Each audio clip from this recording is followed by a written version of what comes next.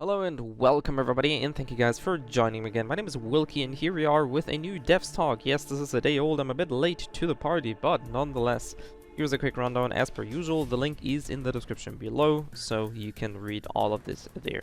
Now this one's packed with pretty decent information. There's still some questions here and there, but you know, at least they're bettering their communication in that regard, so there's that. The Way of Winter contains 5 seasonal phases, though I really think the only important one are 1 to 4 because they last 7, 8, 10 and 10 days. The last one is going to be the settle phase again. So in that regard we pretty much only have 4 content phases as opposed to the Manibos where we had 5. So this is going to be a bit shorter as it seems, but as long as there's not really big downtime, I'm really curious to see how this plays out. Phase 4, as I mentioned, 7 days, Arctic Domain. We're most likely going to be in a snowy area. We have the Venya Fjord and the Onyx Tundra, Hale's Moving House, Cargo Conquest, and Securement Silos from day 1, which I think is really good. The problem is they're probably going to be on low level difficulty, so mod farming or something is most likely not going to be very viable, but at least there's something to do as opposed to the very first phase on Manibos. The second phase, Scattered Ash, we now have lava flowing through the landscape, so it's probably going to be the opposite. Temperatures are rising. This one's 8 days. We now have Ember Strand, whatever that is, and we have new prize pools, Destructive Flames and Blazing Fire. More on that later. On top of that we get hard mode dungeons and Eliminate the Chaos Weaver, which is probably the main, I don't even know, it's a public event or something. This is most likely going to be the sell of this season, or like the theme, the so-called Chaos Weaver. As I said, we have Destructive Flame and Blazing Fire. Destructive Flame comes with a new weapon blueprint, the Destructive Flame. I have no idea what this one is. I'm really curious about this. And for the Blazing Fire armor pool, we have Fire Rune Boots, which are most likely going to affect fire weapons in one way, shape, or form. So I'm really curious about this. New gear is always fun as long as it doesn't completely break the game.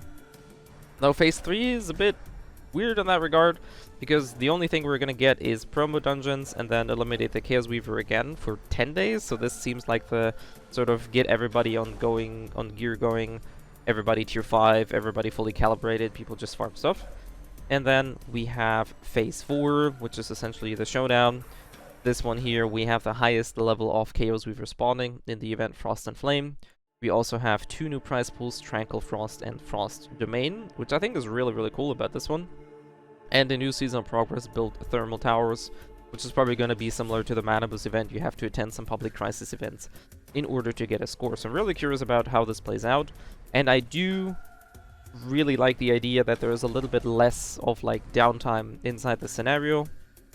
However, there's one concern that I'd like to mention at the end.